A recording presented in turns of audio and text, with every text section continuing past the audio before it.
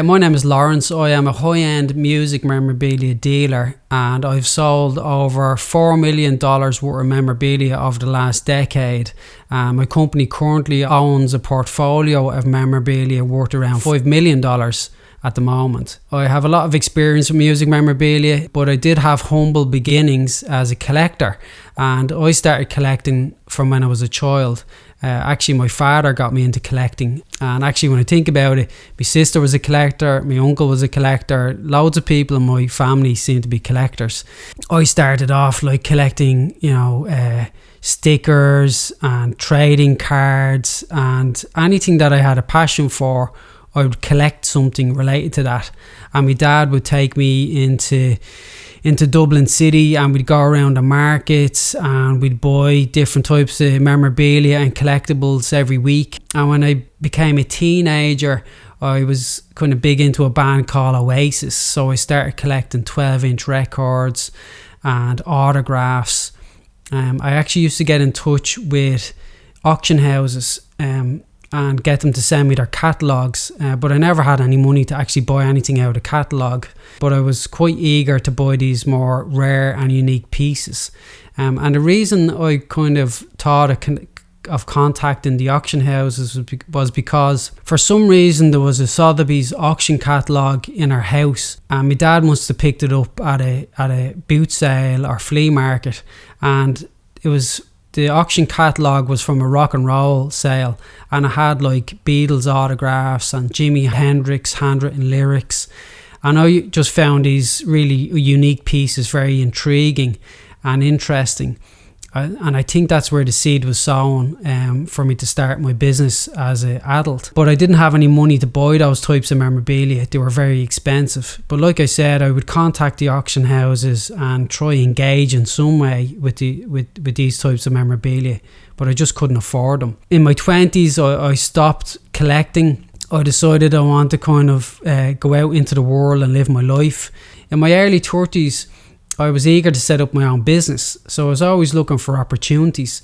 And then an opportunity arose where there was a Michael Jackson auction, and Michael Jackson had passed away at the time, so everybody was kind of listening to Michael Jackson music as it happens.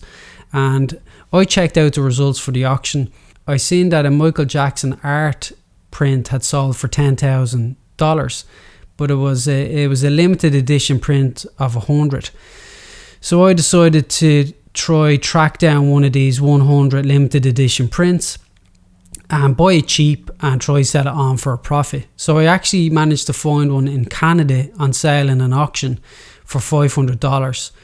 And I bought that for $500. I got it shipped over to Ireland. I had to pay around $500 import tax, so it cost me like $1,000. And then I sold it on eBay for $3,500.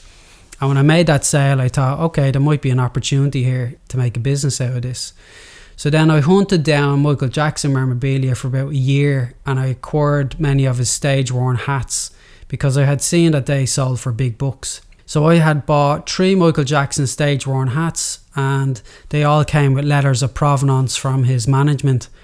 I sent them over to Julian's Auctions in LA, in Hollywood. Bearing in mind I was living in Dublin in Ireland at the time. They went to auction, and the 3 hats which I bought for $5,000 ended up selling for $150,000. So that $5,000 investment I made really paid off, and that was really the start of my business career as a music memorabilia dealer. And from that point on, I've gone on to sell like Prince's last stage used guitar, about 100 Lady Gaga costumes, guitars owned by Coldplay and Noel Gallagher.